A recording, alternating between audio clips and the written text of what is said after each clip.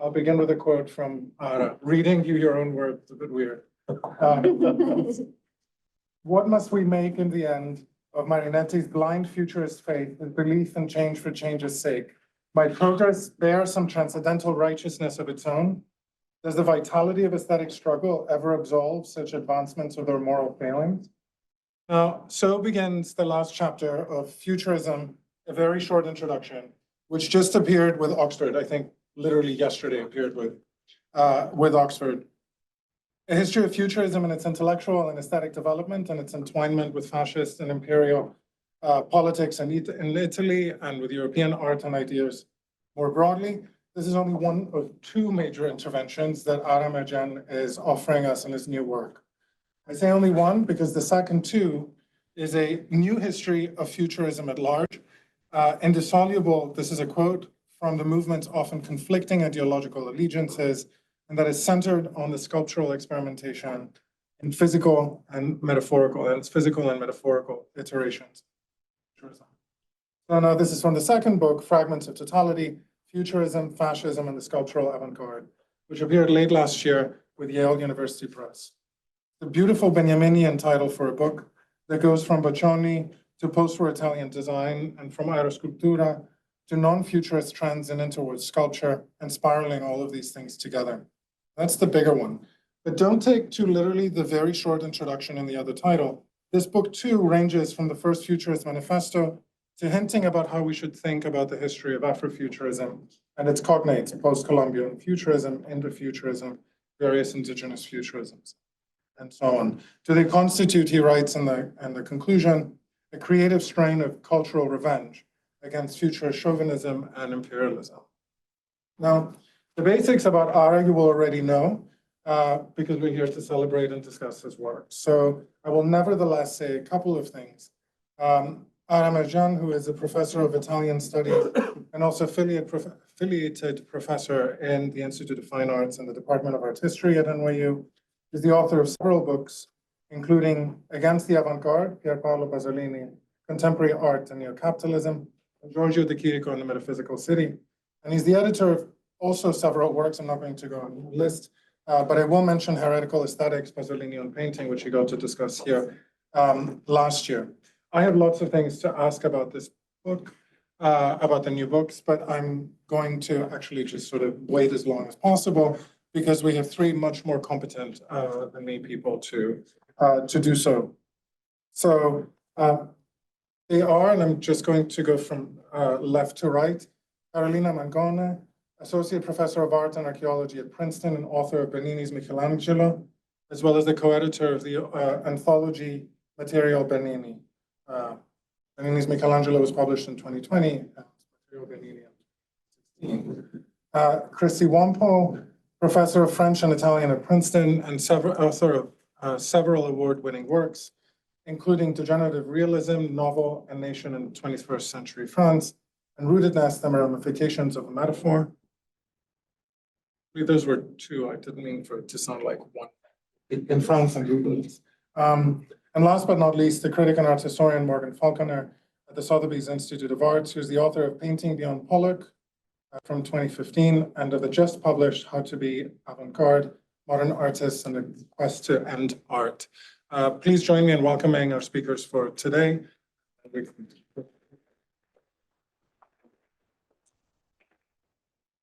going to get to pick an order after you speak first, but we can see how we can all kind of pick. Thank you, Stefano. Thank you to Sam and to Amy and to Mark and to all of you for coming.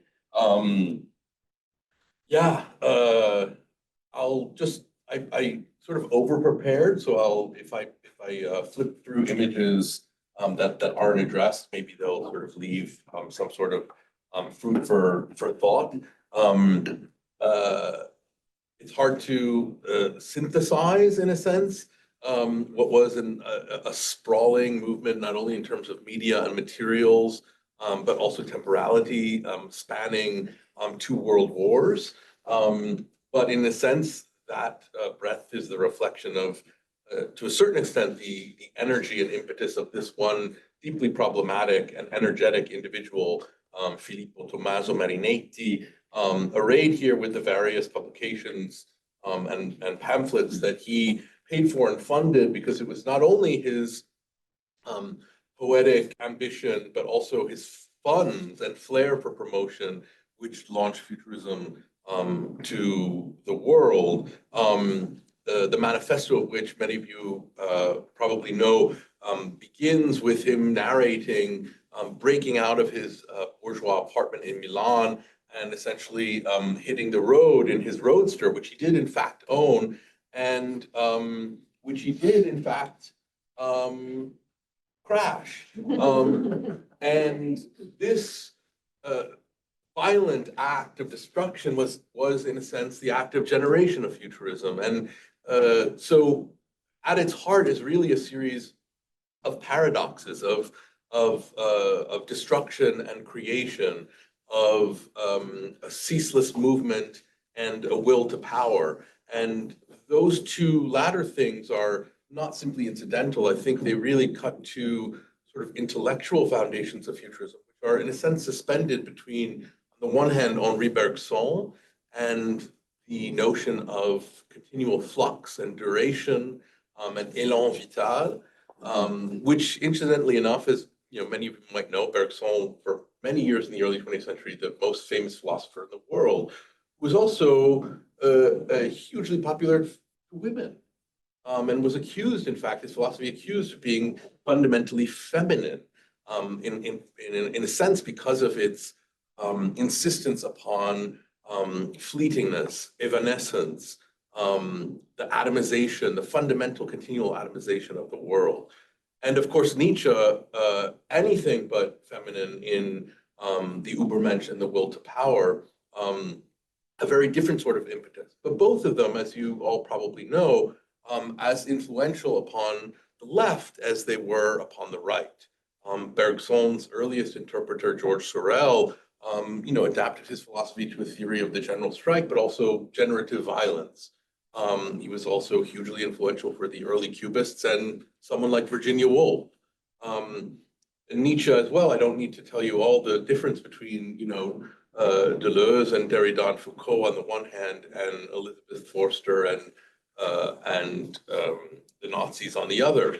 But this is just by way of saying that the origins of Futurism in many ways, I suppose, encapsulate its afterlives and its unfolding as probably the most enduring avant-garde of the 20th century, from 1909 to 1944, coming hard up against the Second World War, in which Marinetti himself, again, insisted on fighting on the front lines in Russia. And so just lastly, with this image, I think it also speaks to the notion that Futurism was never simply an avant-garde of ideas, right? Part of its on élan vital and upon Nietzsche was that the notion that action would replace the word, that the punch, the actual slap, would replace the verbal or visual will to violence, just as the act, the performative instantiation, would replace any theory that was put before it. And this plays out in numerous ways in the 20th century. Rosalie Goldberg's famous book on performance art in the 70s was titled Performance Art from Futurism to the Present. And of course, Futurism, as much as it was a deeply macho, proto-fascist, and subsequently emphatically fascist movement, also gave huge platform and room to women artists, writers, performers, dancers, photographers, etc. So just briefly in terms of these paradoxes, the short introduction starts out, just invoking Marinetti, saying it's stupid to write 100 pages when just one will. So in a sense, if any book willed its own short introduction, it was Marinetti's in a sense. And considering the 8 million pamphlets and manifestos and other works, it was anything but synthetic. And just as they had pledged to destroy syntax, they never destroyed syntax. They in fact had a kind of logoria. So brevity is quite difficult to manage. This is the book's different chapters. and it pays attention to, I hope fittingly, to the breadth of Futurism's media. You all probably know that in visual stylistic terms, Futurism was, undeniably derivative, first from post-impressionism and then from Cubism in terms of the visual language. But Futurism was not a revolution of form. Futurism was revolutionary to the extent that it was the first avant-garde to be comprehensive and to insist on eliminating the boundaries between aesthetics and ideology. There was not simply futurist sculpture, painting, photography, set design, dance. There was also, by 1918, a futurist political party, which fed quite actively in its progressive phases into the early fascist party. And as you can tell, the book itself also pays close attention to the movement's very fraught relationship to fascism, of course, to war. And one of the things that I try in both books dialectically to address is its relationship to fascism, which is undeniable. But we need to remember that not only was Marinetti sort of briefing with Mussolini throughout the 30s and going to represent him in Budapest, from Budapest to Buenos Aires, he was essentially an arm of the regime propagandistically.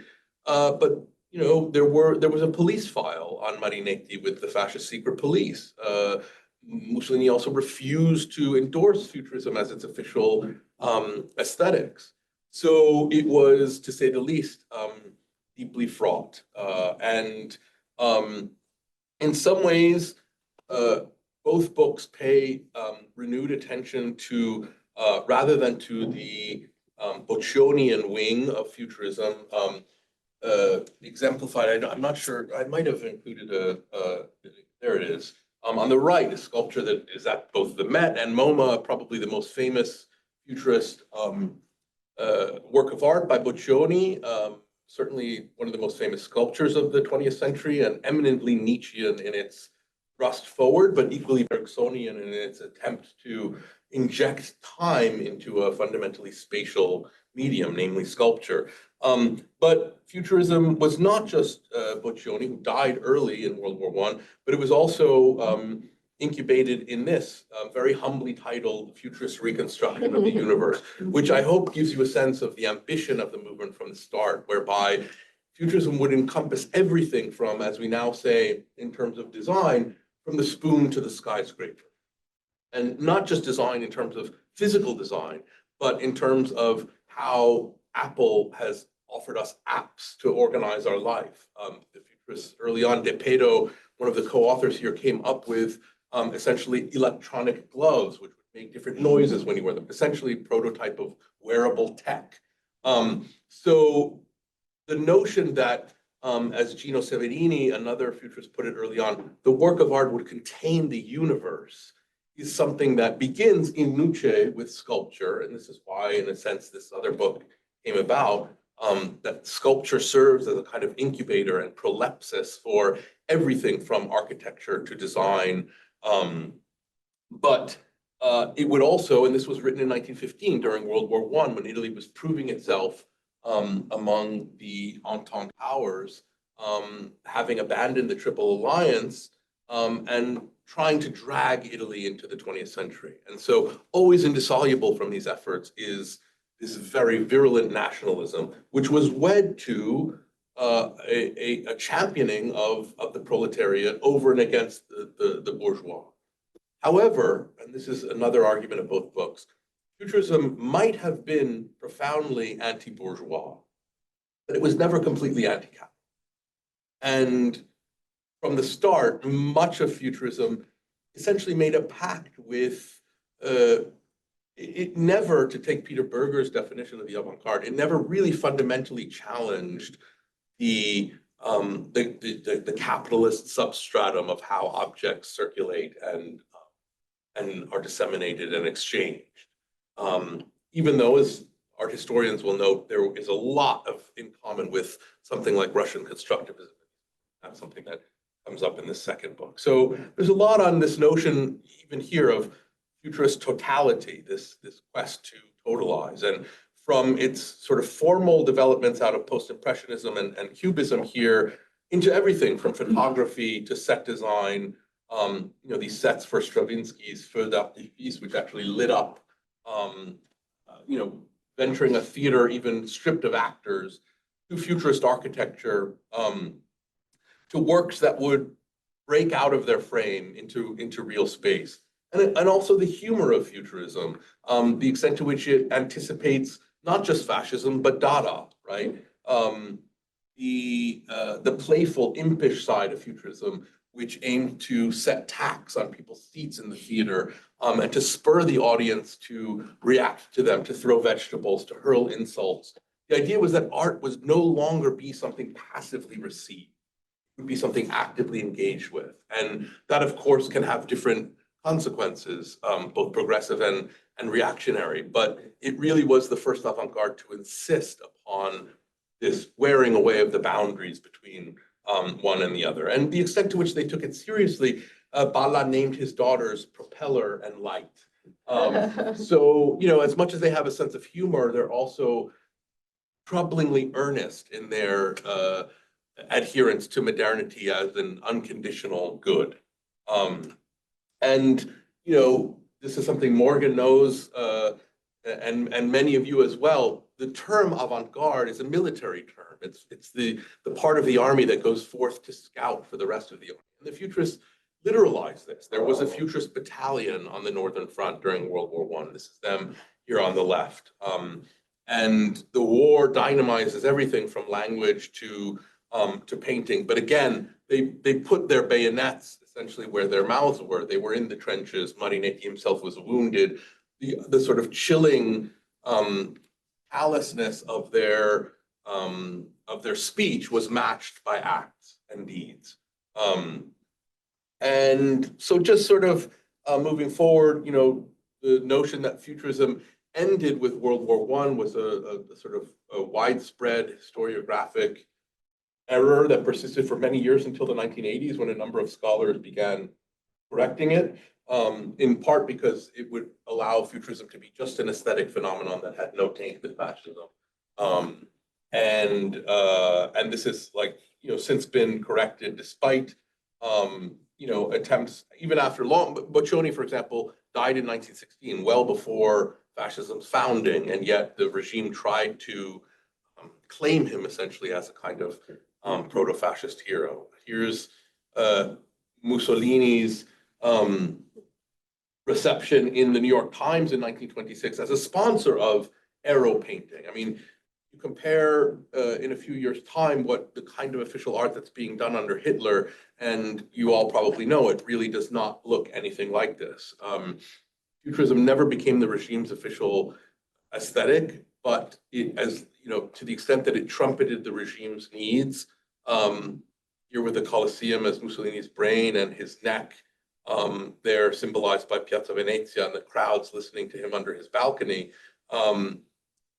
There is a real difference between the way the totalitarianism of Italy worked and that of its Nazi neighbors.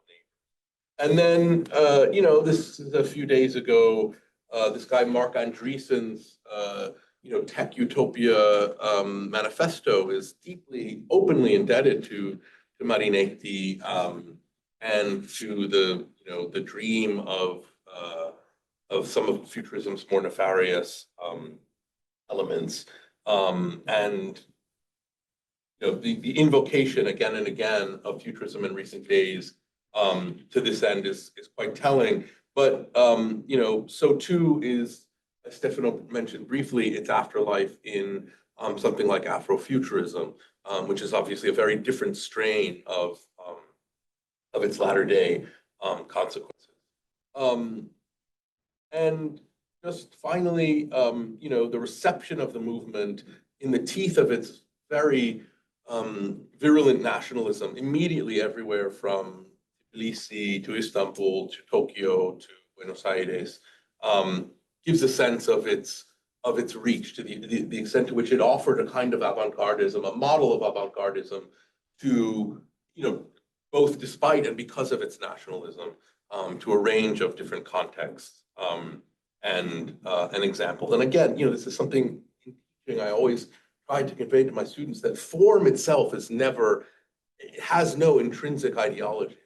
ideology has to be argued for. It has to obtain through language and through performance and through iteration and discourse. And so the extent to which something like Carrat's synthesis of the World War could then be taken up by a Lisitsky on behalf of the Bolsheviks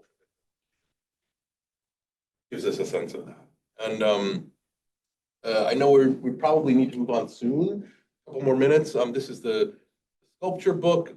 The Aristotle quote, actually, I owe to my student Maria Zilla, who was here in one of my classes many years ago from Aristotle's Politics about the fragment. And essentially, the book is about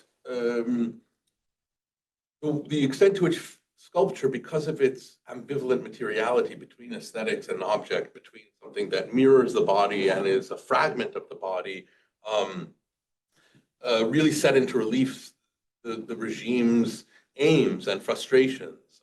The play with the split between something like craft and design, or between the weightiness of gravity and the symbolism of flight, with which everyone in the 30s was obsessed. And the paradox of what it might mean to make a kind of sculpture that came from and occupied the air, as they did with aero sculpture. So from, again, these rather derivative formal elements to thinking about, one of the first futurist sculptures was this lump of clay, which they slapped and carried aloft in a kind of mock funeral for Benedetto Croce, a philosopher whom they considered deeply passé, and added these hands to it and put a pen in it to signal the passéness of erudition, of the intellect, right, over the active process of the body. And again, so the performative nature of futurism comes to the fore in sculpture. And this is a self-portrait that Marinetti himself made and hung from the ceiling, which again is pitched at a diagonal. It's kinetic, it's moving. The futurist self is always in motion and in action.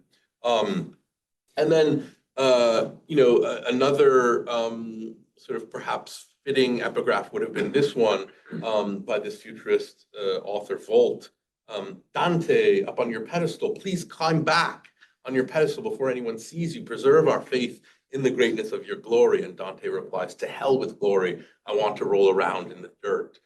The notion of statues and sculptures coming off of their plinths, coming into the real world in a sense is what was going on. But I also address the contiguity of certain elements of futurist sculpture to design and to the bourgeois interior, despite the fact that the movement was premised upon the destruction of bourgeois domesticity. And here's this Giacomo Balla's essentially portrait of Boccioni's fist, which later came to be stored in his amazing studio, of which every inch of surface was covered. But it essentially came to form part of the furniture, and the extent to which this underscores the kind of domestication of some of futurism's will to break out. And how do we, in thinking about fascism and fascist aesthetics, how do we reckon the simultaneity of something like this figure in a futurist key from around the same time as these bombastic neoclassical marbles from Mussolini's Forum? And the other thing, on the cover is a work that's probably far less familiar to everyone. It's actually an example of an installation, an ambient, they called it, in a sort of room that some Slovenian futurists made.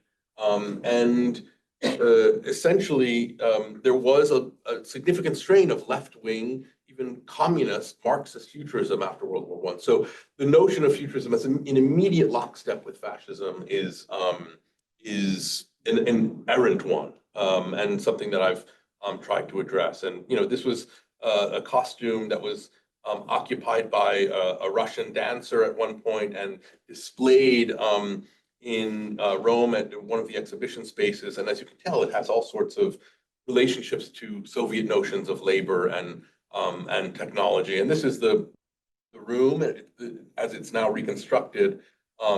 that was built in Trieste, the city of Trieste, former Habsburg city, which eventually became Italian again. But this artist, Cernigoj, who was really the one behind it, eventually, what does he have to do? He has to join the fascist art syndicate after, as of the 30s, and designs this facade of a young fascist hailing Mussolini with the Roman salute. So the dreams of a left-wing communist futurism obviously dies with the regime, and even as some of futurism's impetuses continue in sculptural form, sort of notoriously in this famous continuous profile of Mussolini. So just sort of moving on, this chapter addresses Mussolini not just as an object of worship, as a sculpture, as he was actually literally carved into, as you can see here, they actually carved his profile into the rock. And you even have these sort of big brother-like sculptures of kind of sculptural murals. But Mussolini was also figured as the sculptor of Italy. So the ambivalence between object and agent. Mussolini, as I said, just sort of moving towards a conclusion here, Mussolini himself got his pilot's license and summarily crashed his plane, which became a kind of fetish relic. But the obsession with flight in the 30s, and the way that flight could dynamize even these signifiers of the glorious Roman past, we can't underestimate. The first transatlantic flight was done by an Italian from Rome to Chicago. So the plane and its meaning, not only for modernity, but for imperialism and colonialism. This was an exhibition of Italian autarky. How is the state going to create its own wealth when it's now been imposed with sanctions after the invasion of Ethiopia and Somalia? And here are these raw materials which get, you see the sort of finished product, whereas these minerals, essentially stolen from Africa, are horizontal and flat. They have not yet reached sort of the vertical logic of the body and of civilization. And this transfers even into depictions of Africans as material and objects to be touched and surveyed, rather than individuals with subjectivity. Like in the supposed quote unquote portrait of a Negro by the futurist sculptor, also, which is anything but a portrait. It's really a caricature. And thinking about how sculpture sort of came to signify the quest to civilize in a certain sense. And then I'll just end with this terrific head of Drumpf. I don't need to tell you what it is, and what it's sort of trying to parody. But just lastly, thinking about futurism's afterlives and its continual reception, both in terms of design, but also dematerialization and its contiguity with something like tech, in ways that are, I think, increasingly, but perhaps always, have already been troubling. So yeah, that's it. I wanted to talk, I guess I've got questions for Ara, more than anything else. I've always been fascinated by futurism as an avant-garde, and Ara points out, they are a classic avant-garde in that they, the term comes from militarism, and their attitude is highly militaristic, and becomes, they become a kind of morality tale of avant-gardism, in a sense. That it's one of the reasons, I think, why the narrative of futurism has often ended with the First World War, because it ends neatly with a sort of neat moral, that Boccioni dies in the trenches, and others die around Marinetti, and that is felt to deliver the lesson of an excessive investment in worship in militarism and technology. Of course, as you say, it goes on. I think, though, futurism is also a sort of, from my point of view, a kind of an unusual avant-garde in that it doesn't quite embody Berger's argument about an emphasis on the end of art and bringing substantially changing position of the character of art in bourgeois society. Because that's one of the reasons why I think it differs from later avant-gardes, particularly post-war avant-gardes, most of those that arise with the First World War and emerge after it. I think the First World War is a moment it's an enormous catalyst for a sequence of important avant-gardes. Russian constructivism to an extent, certainly Dada, surrealism following from Dada, de Stijl taking a different kind of approach, and more sort of technologistic, utopian outlook on a post-war world. But what all of those seem to embody is a desire, or quite often a rhetoric of ending art, a desire to, in de Stijl's case, dissolve the art object into the environment. In Dada's case, a kind of a rhetoric of anti-art, which, as you say, comes from, that they learn a lot from futurist performance. And for me, that kind of avant-garde strain sort of culminates in situationism, in which De Boer kicks out all the artists from his succession of avant-gardes. But in futurism, that doesn't happen. There is obviously a great hatred of older art and historic art, and a desire to destroy that and make art for the future. But there doesn't seem to be a deep discomfort with art itself. There is a desire to explode it into different kinds of forms, and as you point out, it does take all kinds of extraordinary forms. Synesthetic and kinesthetic, and yet you still don't see a sort of discomfort with it as an elite art, or as a facet of bourgeois society, despite the fact that, as you say, they're very anti-bourgeois. I think that the history of avant-gardism has been written a lot from a French perspective, and some of the most compelling arguments for it tend to come from a Paris perspective. So David Cottington's work on cubism tends to see certain the elitism within avant-gardism coming out of collapse of the Bloc de Gauche in around 1905, around that time, which produces a kind of a collapse of the possibility of more political and social movement, and necessity perhaps of a kind of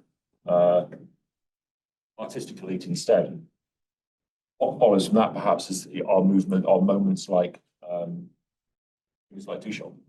So I think that Futurism, although it's part of that classic narrative of the beginning of the avant-garde, books of manifestos tend to start with all the manifestos from. Seems different, Also wanted to just talk briefly about the stuff on sculpture, because again, I talked about Alex Potts's work, Alex Potts's book on his work on sculpture and modern sculpture, which I know very well, and which, as you point out, doesn't really count for futurist sculpture in any substantial way. So I think the book's fantastic in shedding a light on that, and shedding a light on its diversity. So much of futurist sculpture does seem to stand outside of conventional narrative of modernist sculpture, which tends again to be French. Rodin, Brancusi, what comes after it, some British work as well. So again, Potts's comments about that, I kind of know futurist sculpture in that through those sorts of sources, from Rosalind Krauss's attack on Boccioni's development of Bottle in Space, and from Potts's writing kind of denigrating unique forms of continuity in space. Yeah, I went to Venice a few years ago and saw dynamism of a speeding horse and houses and was just amazed. It's in the Guggenheim collection in Venice. It's fabulous sculpture. Has a real formal dynamism and formal intelligence, which is not photographed very well. The photographs tend to flatten it out. And it was really great to see an account of that, which contextualizes it in a full way.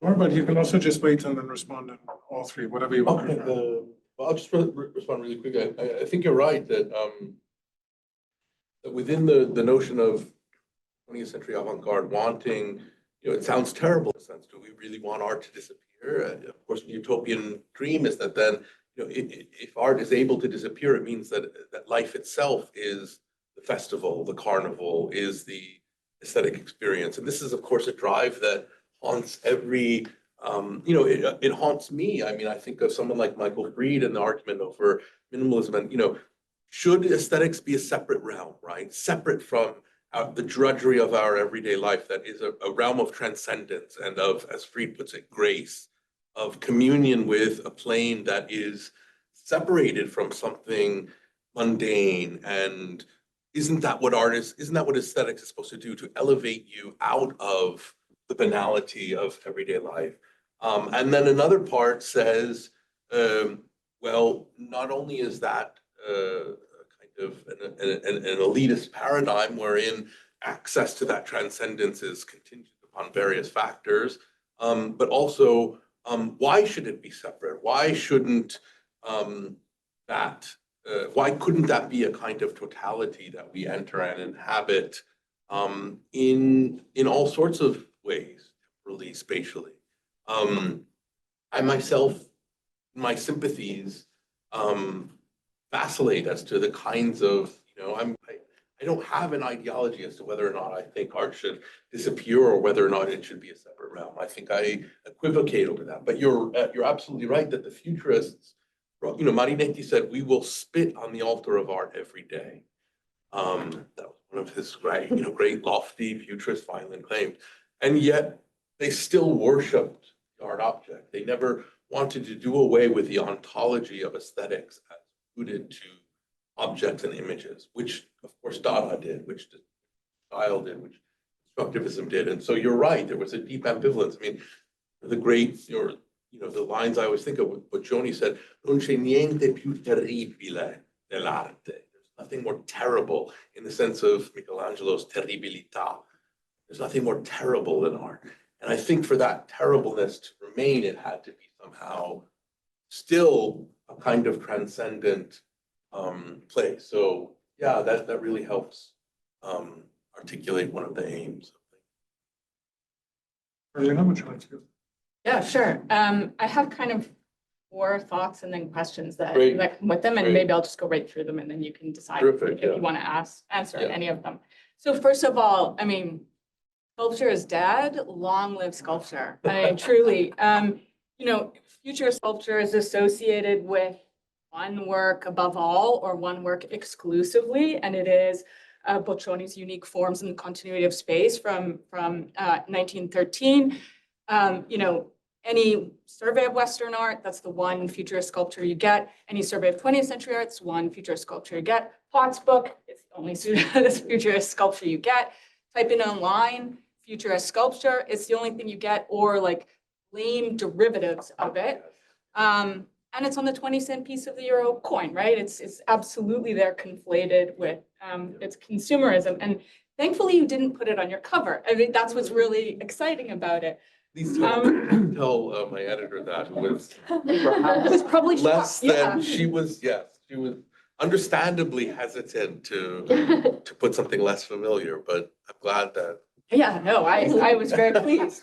And so, I mean, what your book does is it positions that sculpture in particular as a key nodal point, right, for innovation in the axis of futurist art over 3 decades, right, across varied media and in relation to shifting and contradictory, say, social, cultural, political context.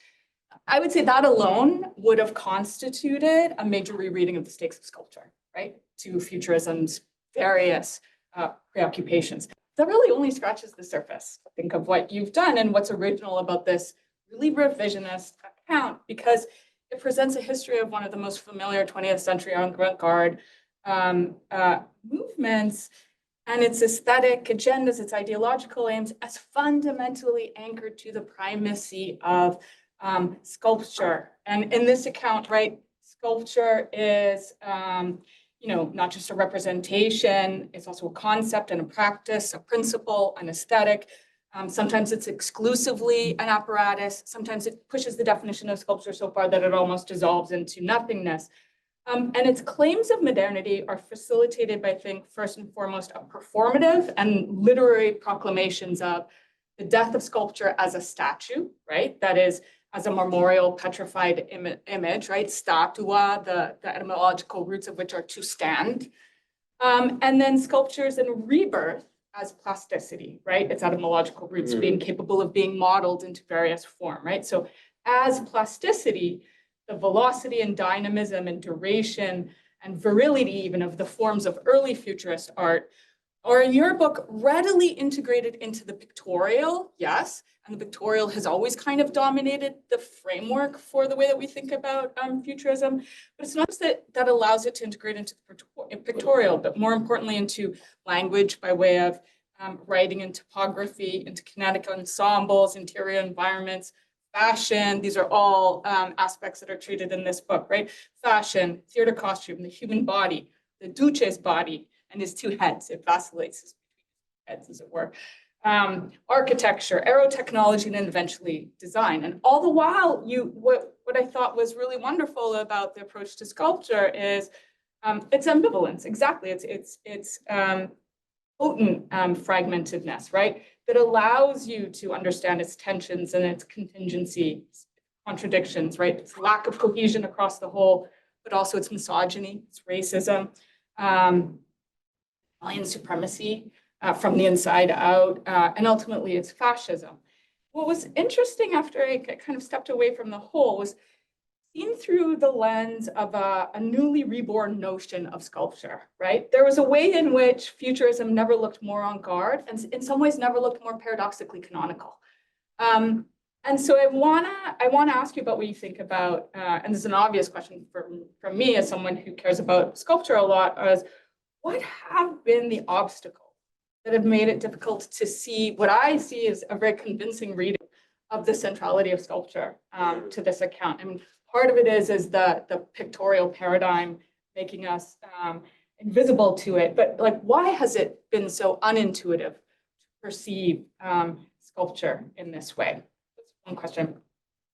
I thought one of the book's best, most striking and most constructive moves was to root futurists' most consequential theoretical underpinnings in an unexpected source, right? So not in what everyone would consider the founding document, right? Not in Marinetti's Manifesto of Futurism, 1909, in French and Italian newspapers.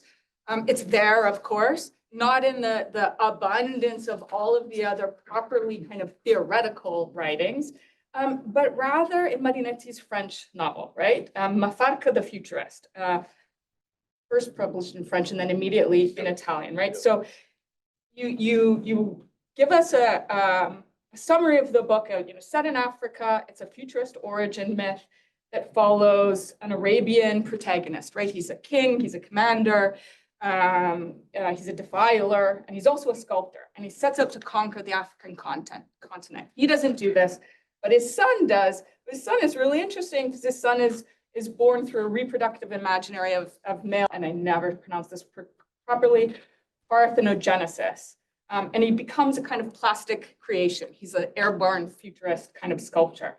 What was interesting was the way that you use this novel to follow futurism through to its ultimate conclusion in fascism, but in a number of, it comes throughout the novel in all of its chapters. But I think there are two that are especially important. First, it prefigures the fascist colonization of Africa. and its insidious aesthetics, which you showed here, in which the body of the ruler is transposed onto the realities of human subjugation and material exploitation and territorial domination. The second was really interesting to me because it co-opted female reproductivity to masculine agency. And that's not new in the history of art, it happens all the time, actually. But its remobilization in the novel was interesting because it was ultimately reified in the figure of Mussolini himself, right? Who is sculptor and who is both female and male. And I wanted you in the book, I think, to linger a little bit more on the creative tropes of male artistic potency and the question of gender, especially because, especially given the contradiction of female artists, right? As active, I mean, you really show them as active contributors to Futurism's innovations, right? Some of them are praised as virile. Others are constantly present, but everything they're doing is theorized by men and credited to them. And you underscore in the last chapter, after numerous encounters with female artists that appear, at least at first in the narrative, to be unproblematic, right? You underscore them as, these are always women who are subordinate to men.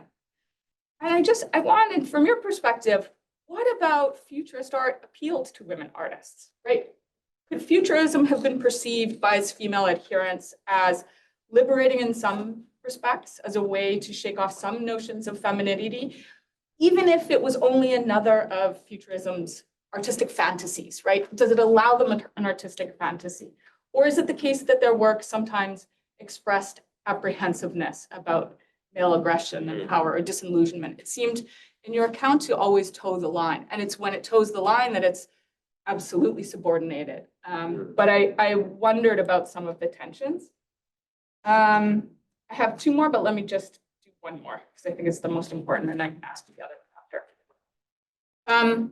Embedded in the very origins of Futurism is an internal conflict, right, between technological ambition and its embrace of unconventional materials like cardboard, wood, paper, sheet metal, wire, tinfoil, and such. And you refer throughout the book a number of times to the quote, haunting of futurist mechanization by craft tradition, right? The freighted ambition of technology with the simultaneous embrace of humble materials, which makes it seem in some ways kind of primitivist and folk. There's another aspect of this haunting that is implicit throughout your account, but not really, you don't really delve into it, no, it's constantly present. And it's that this crude materiality of the works renders them fragile and fundamentally ephemeral, which absolutely makes sense. Many of Boccioni's sculptures, including the unique forms, was initially made in plaster and only cast posthumously, right, by Marinetti and then by a whole slew of others into permanent materials, right, like bronze and brass. And I would say, I guess if Marinetti chooses to do this, right, to cast them, to canonize them into durable, noble material, it's legit. It's hypocritical, but it's legit. But there are many more figures in there whose works you are talking about only from the position of their afterlife in photography. And that reality of the photographic survival above the physical survival is punctuated, I think, by August, is it Czernigos, yeah. Czernigos' insistence in this one moment on the conceptual premises of his work above their physical posterity.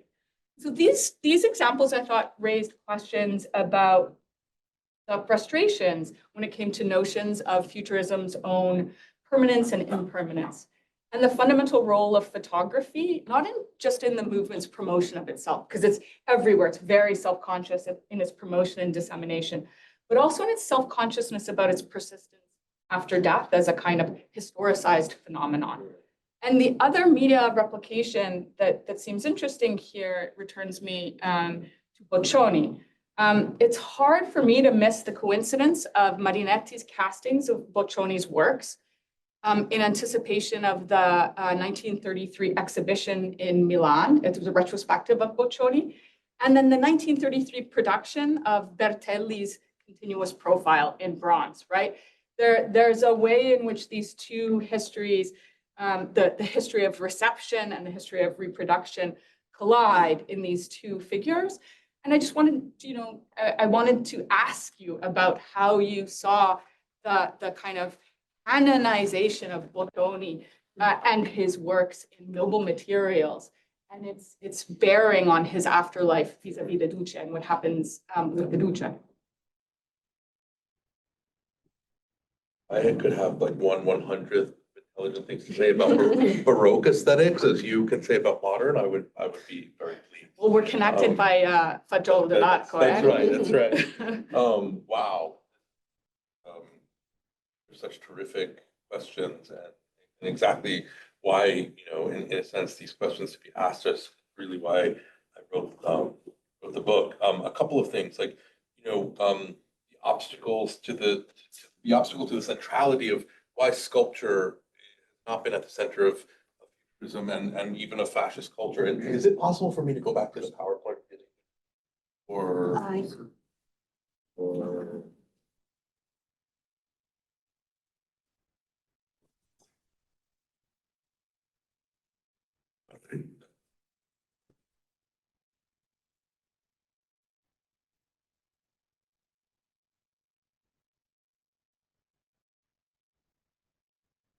so I mean, one, as you said very rightly, you know, a lot of the, I mean, you know, on the left is Mino Rosso, on the right is Archipenko. On the left is Mino Rosso, on the right is Archipenko. I mean, the derivativeness of so much of futurist sculpture it was unavoidable, right? I mean, it was such a pale pastiche of cubist form again and again. But when you start digging deeper to things that either disappeared or exist, as you said, only in photography, or exist on the metaphorical plane or even on the literary plane, then you see that futurist sculpture and plasticity is in fact not always, or even most of the time, reified into an aesthetic object, but was insisted to be something else. And in fact, after a time, the futurists no longer called it sculpture, they called it complessi plastici, plastic complexes. Or they called them assiemi plastici, basically assemblages. So the very notion of what sculpture was shifting, and that has, again and again, that has ideological ramifications of what aesthetics is or could do. And so yes, in terms of Mafarca, the novel, which appears the same year as the founding and manifesto of Futurism, it's called the Mafarca the Futurist. Marinetti wrote it in French, and in fact, because he was born in Alexandria and educated in a French Jesuit school. And years later, during the regime, one fascist wag loved to say, the founder of Futurism is in fact African, because he was born in Alexandria. And so the movement's relationship from the start to Africa, fateful and personal in ways that come to underwrite and to contribute to this colonialist, imperialist impulse, both in Libya and in the Horn of Africa. If you ever want to read a novel that's just absolutely insane and disturbing and you know, sometimes, I mean, certainly interesting, and it features not only this marauding North African king, but he has a 12-foot labile plastic penis, which is also detachable. This also led to a trial, a huge, largely publicized trial in Italy over the novel, over its scurrilous contents. And the trial itself became a displacement and an extension of the novel. It became a performance of Marinetti in the courtroom defending it. He had prominent symbolist poets defending him. He had lawyers. He was ultimately exonerated, and it contributed, of course, to its publicity. Marinetti was in many ways the prototype of Warhol in terms of aesthetics as a kind of marketing. But so yes, sculpture in a sense begins already with Futurism, with Mafarca. This Mafarca himself births a son. So you have this parthenogenic male birth. His son happens to be an airplane, which also happens to be a sculpture. And it flies and it rules the world. It's a novel that is indebted to Ulysses and the Inferno as it is to Flaubert's Salammbô and other things. It's actually a very interesting novel in literary terms.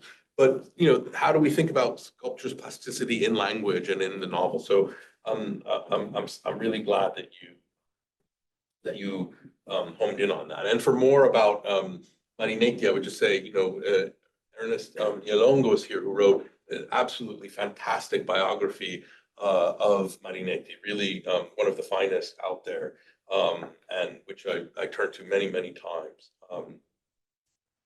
In terms of women and virility, there were many female futurists, beginning with, it's back up here, beginning with Valentine Saint-Point, who was a dancer and poet and writer, who wrote the Manifesto of the Futurist Woman. But one of the interesting things, and in here actually, I mean, we have some interest, I mean, to put it briefly, her conception of the futurist woman would be that women were as vital as men, but because they were virile. There was an importation, in a sense, of the patriarchy, of virility into notions of femaleness and femininity in ways that actually sort of anticipate what we would consider to be non-binary today. So incredibly interesting. But the sculpture on the right, done by this Bohemian Czech sculptor, Ruzena Zatkova, who ended up marrying Marinetti's sister-in-law, an incredibly interesting sculptor. But this sculpture, when it was reviewed and received by male futurists, they loved it, but they loved it because they said, produced something virile. It exhibited a male virility.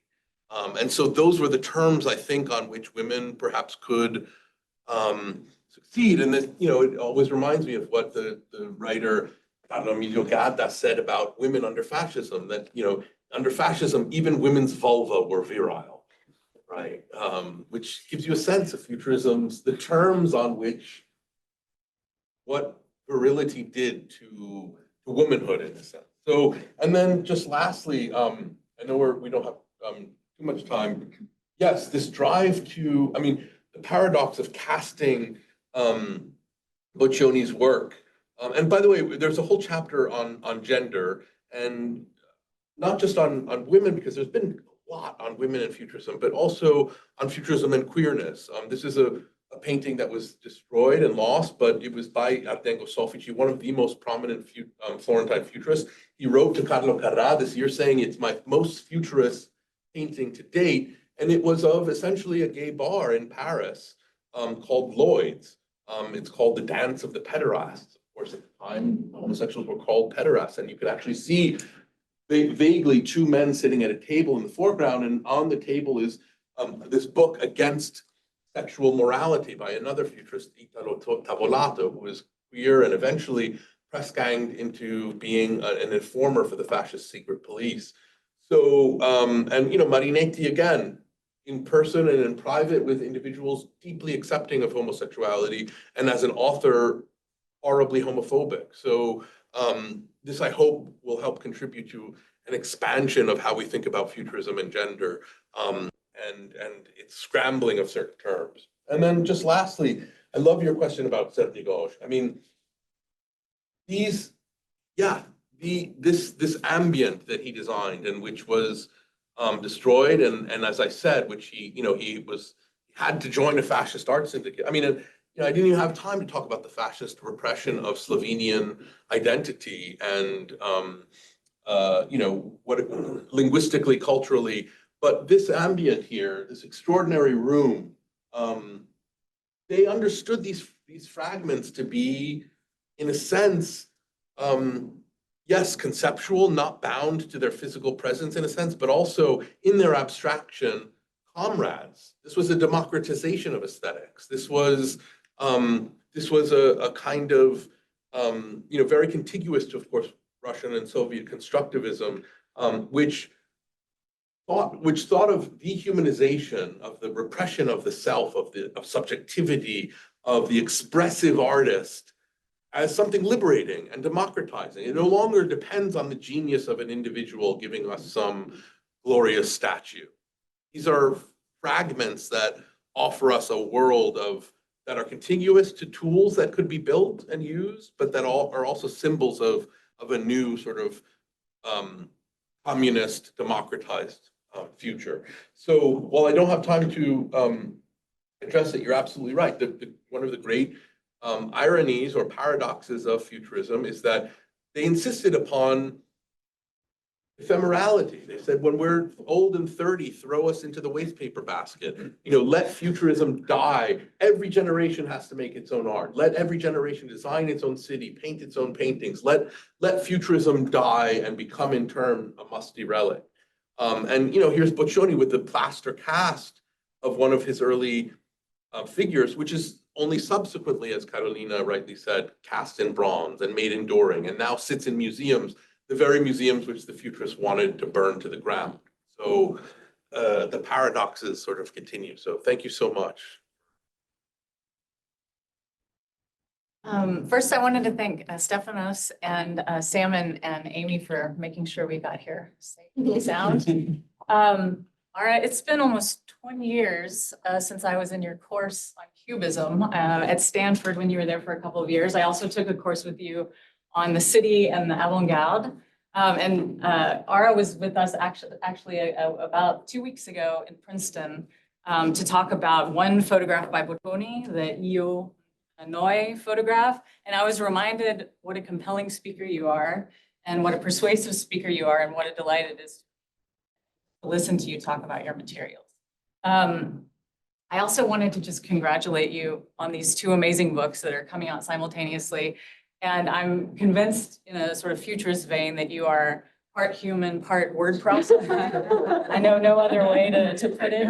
You must be part machine. I'm convinced of it. I love the style of both books, but especially the Fragments of Totality. And this the sculpture that you began with, the Cangiulo and company, they're heads of a passivist philosopher plus futurist slaps. You have this wonderful line where you compare this to the slap that a doctor delivers to a baby when it comes into the world. So you're sort of slapping futurism into existence.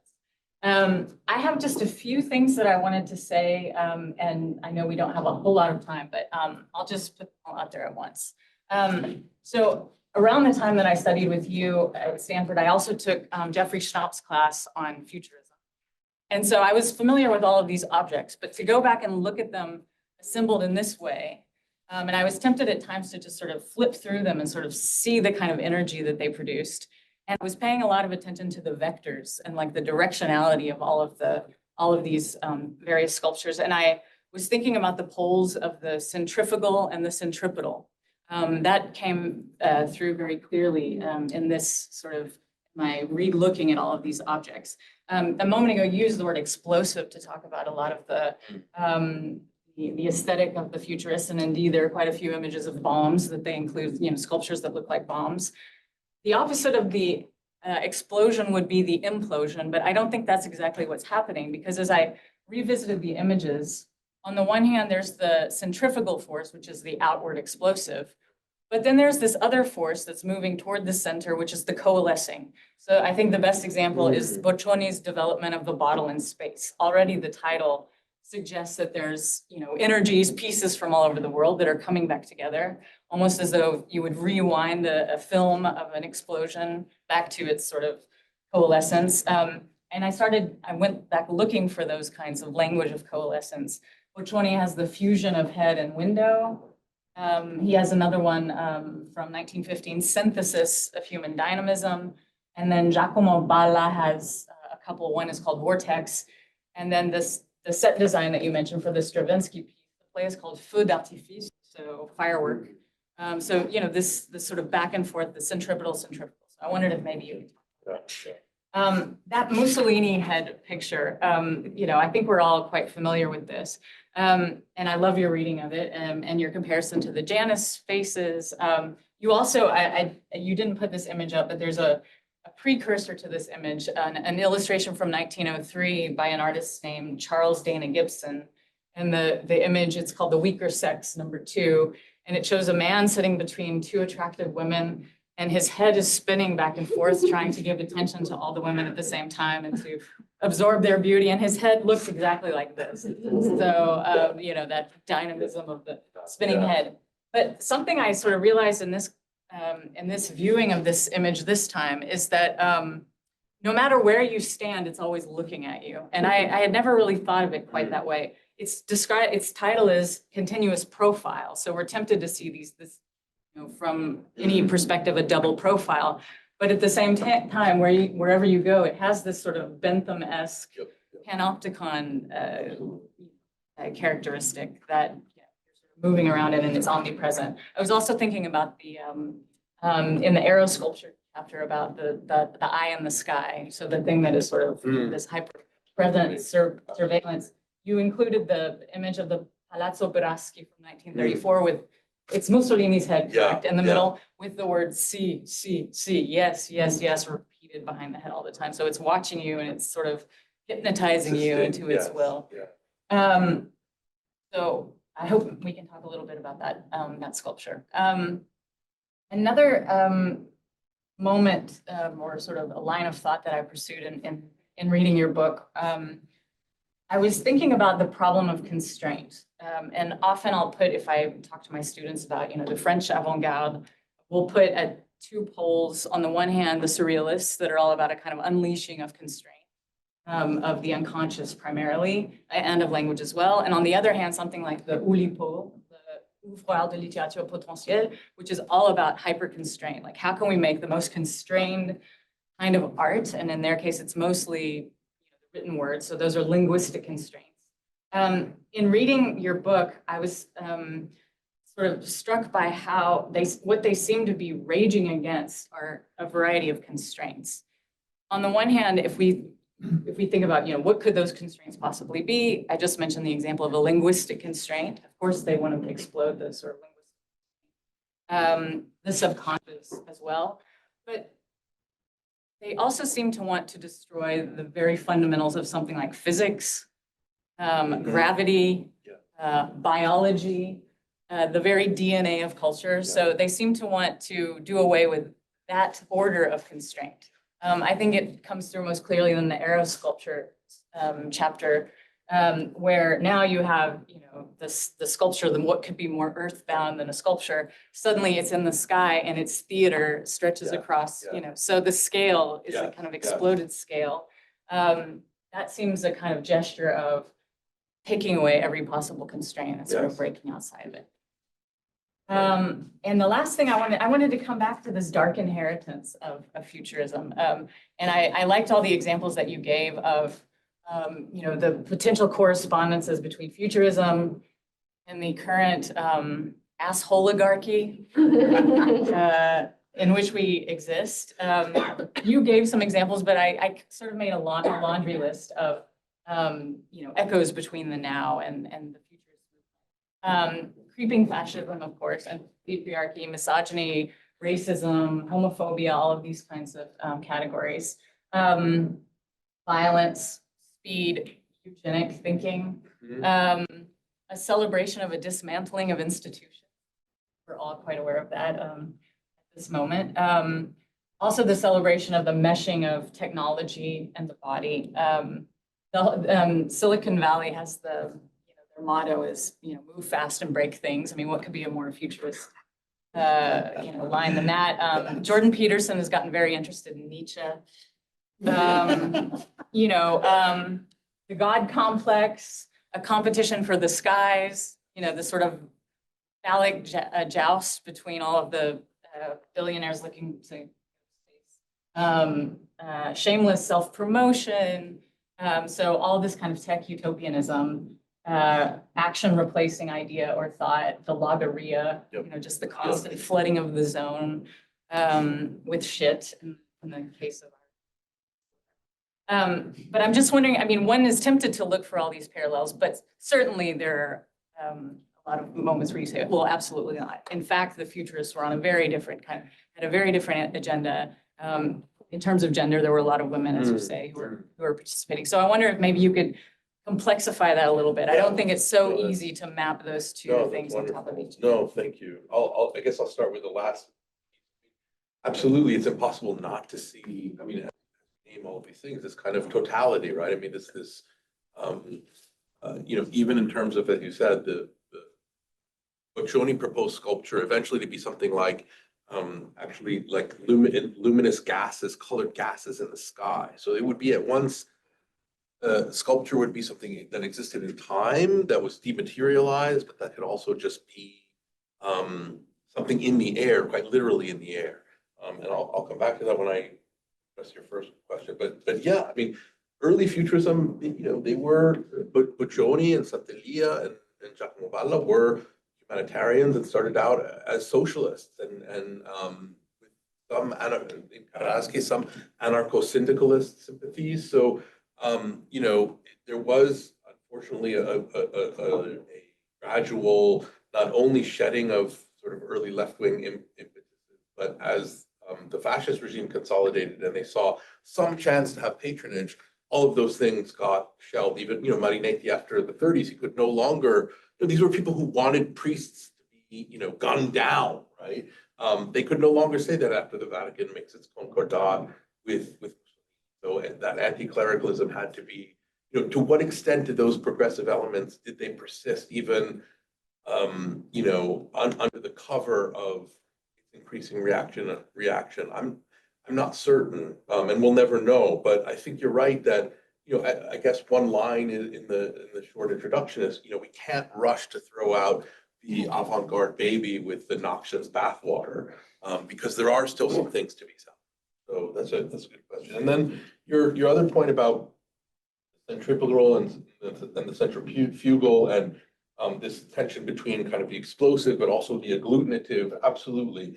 And I guess one of the things that Boccioni theorizes is what he calls the sculpture of environment, which again is just like this idea of these colored gases, right? That sculpture would become the environment and not necessarily in the way that, as Morgan said, would imagine art eventually just sort of replacing life itself.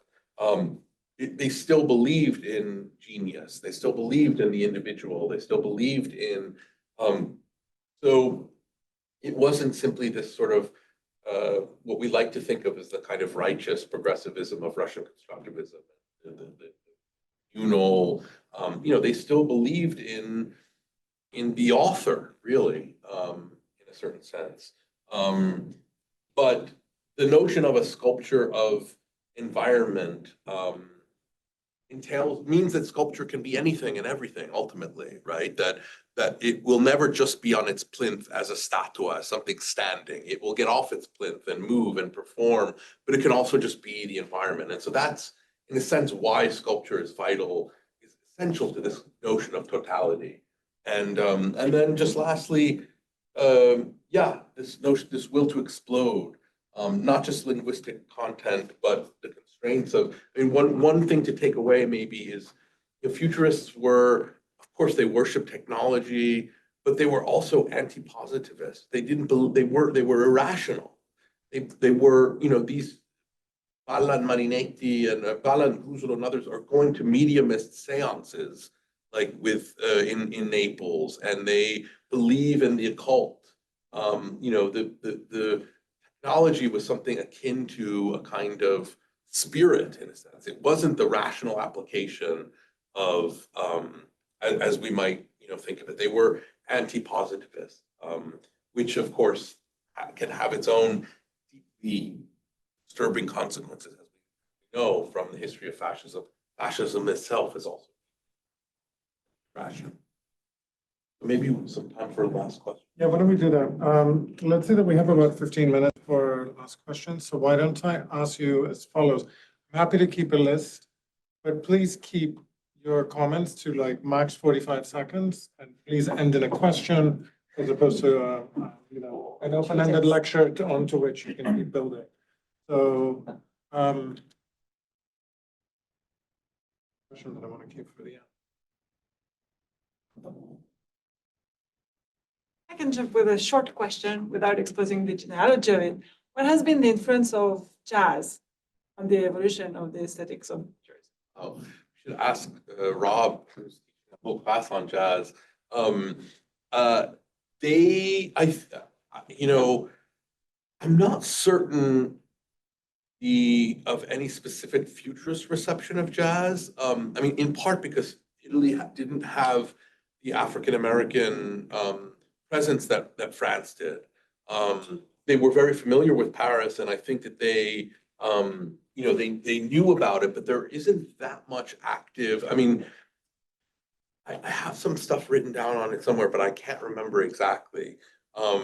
It definitely was, I mean, in its kind of saccadic, broken up movements, of course, could be assimilated to Futurism, but the real heyday of jazz in the 20s and 30s comes sort of after its main theorist and practitioner, Boccioni, is dead. So it's a great question, though. I don't know, Rob, do you know? I would say that it's through Cubism. Yeah, That Cubism is already thinking about jazz and Black aesthetics more generally. yeah. But it's not, I don't think we read anything about Futurism and jazz, obviously. Good question. Question for you from online. I'm going to abbreviate by parts of it as, so do you see futurist expression effectively as being appropriated and reinterpreted according to parsing tropes of the viewer? Or the way that I understand the question, that's one extreme, and the other extreme, the way in which the morality and the kind of super constraint. I thought you were going at it a little bit differently, but I thought that it could be. Like how that has to hem in our uses of it? Right, or sort of the freedom in engaging with it, or the limitations of it. I mean, I suppose like any of the examples of modernism, of which there are many that are bound up with problematic, it's sort of like Picasso and misogyny, or Heidegger and Nazism. I mean, there are ways in which we can still use it that don't that don't necessitate our canceling it outright because of these other.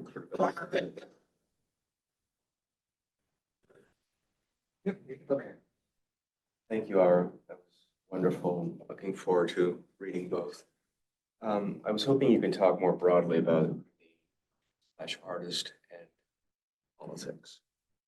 That was very taken with Morgan's comments on futurism, but not really an avant-garde. It's problematic, which I agree with.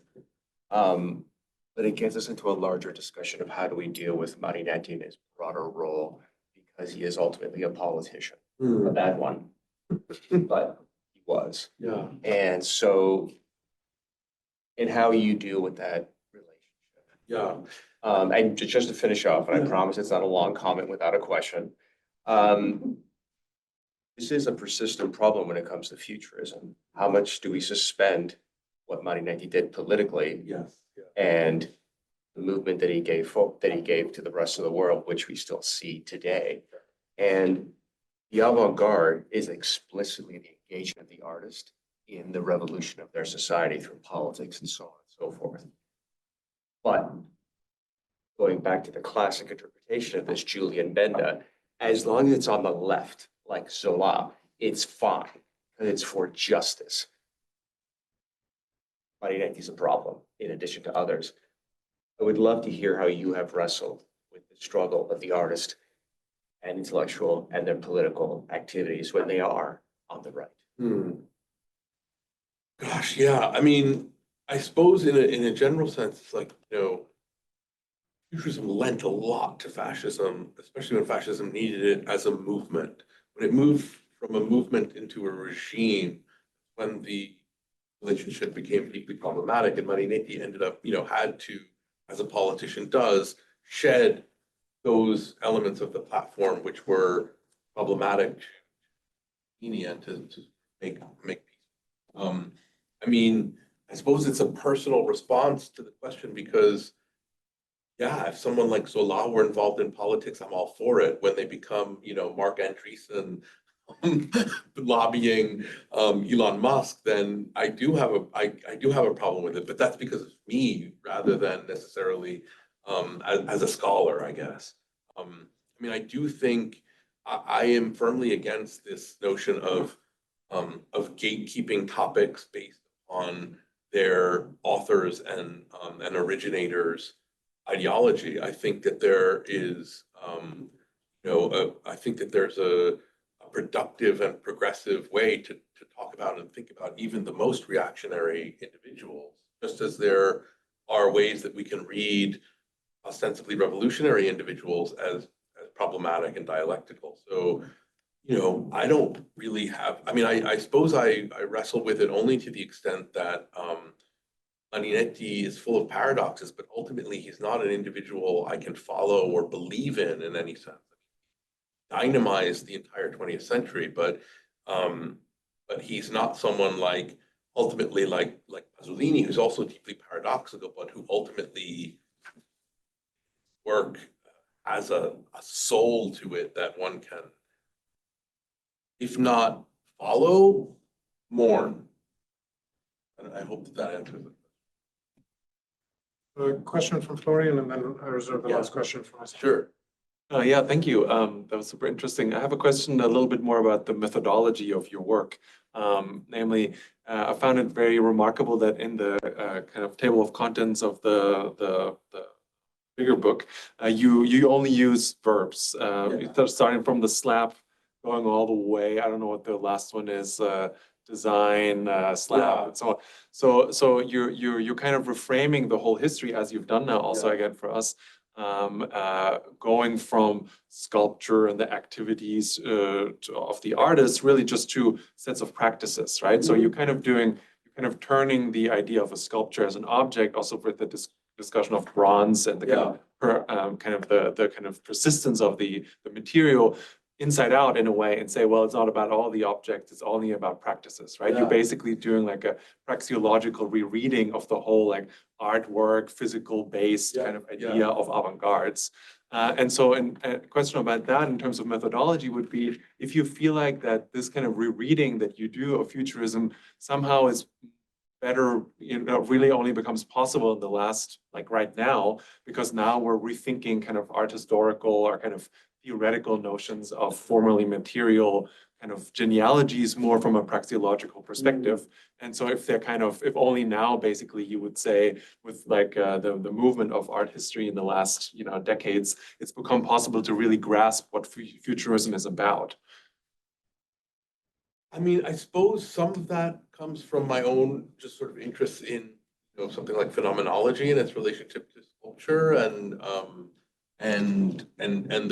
the way that process gets either masked or shown in the object, because sculpture is so much about, you know, there's one image in the book that's by Ivo Panaggi of the thumb, and it's a sculpture of a thumb. So in a sense, it thematizes its own making. And so there is this interplay between, like you said, sort of the object, which is a noun, and a verb, right?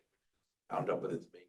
So yeah, I'm glad you noticed that. I mean, I think I wouldn't claim that it's necessarily only something we could now. I mean, methodologically, I guess I don't think of myself as like terribly original, I guess. I mean, I benefited so much from the work of previous scholars, and you know, from the most kind of philological, which are always the Italians, who are hardcore digging archival work, to, you know, someone like Jeffrey Schnapp, who is very sort of futurist in a sense in his own assimilation of a kind of dynamism to that scholarship. So, but I'm glad that you noticed the titles, and it was sort of a fun way of organizing it, I guess. So I have a question that's both asked very warmly and also may sound a bit like an ambush.